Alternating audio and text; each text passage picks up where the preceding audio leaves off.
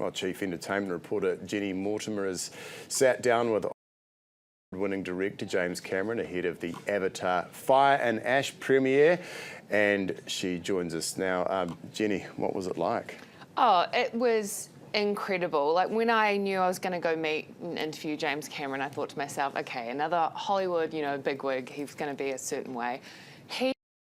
So incredible, so grateful, such a pro. He loves New Zealand, right? Loves New Zealand. Absolutely loves it. As soon as he heard my accent, he warmed.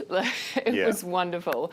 On the carpet, once again, I got an opportunity to talk to him, and he came over to me with his wife. This is Jenni, and introduced me. He was such a pro. He had 200 probably interviews in the space of a couple of days, and still that level of professionalism. Loves New Zealand, waved around his passport on the red carpet. The crowd loved him. That's so cool. And, going to be another Avatar film? So he has basically said that that model of creating film, especially here in New Zealand, it might be over. They're not getting enough of those tax breaks when it comes to, there was better subsidies in place for them before.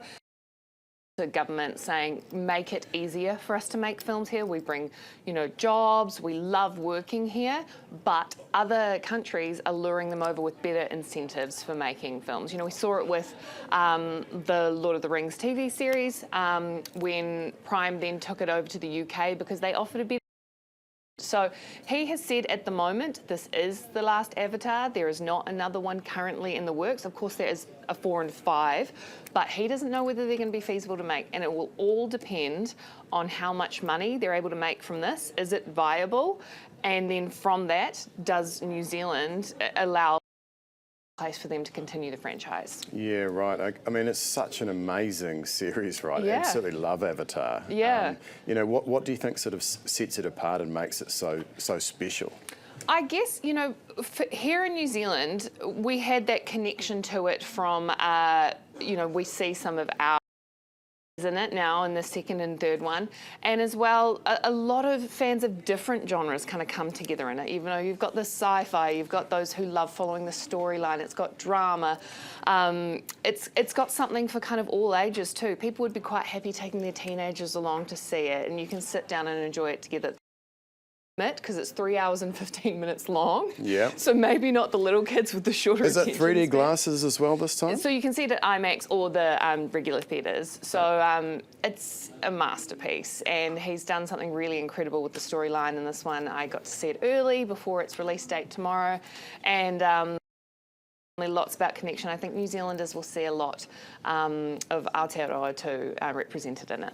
And he said on the red carpet, James Cameron, that New Zealand is the place to do big movies. Yeah. He was really, really backing it. But what's he saying about the film industry itself? There's obviously referenced. So one of the big things that he mentioned is they're not getting crews coming through like they used to. I guess it's a little bit like what we're seeing in journalism, right? You used to see so many up-and-comers ready to be the next face of the industry. They're not seeing that right now in the film industry. People aren't seeing it as a viable career long-term. So he was suggesting one of the big there's a lack of training because there's a lack of steps and jobs for these people to go into.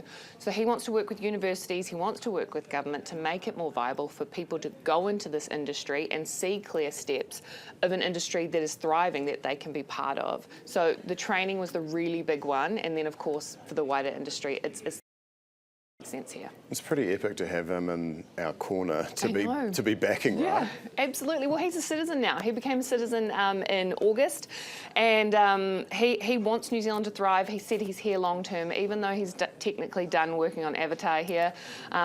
He lives in Wairarapa, and he said he loves it. This is to sort of thrive with him. Nice, nice. Thank you very much. Hey, Jenni, really appreciate your insights and time this morning. That is Jenni Mortimer, Chief Entertainment Reporter.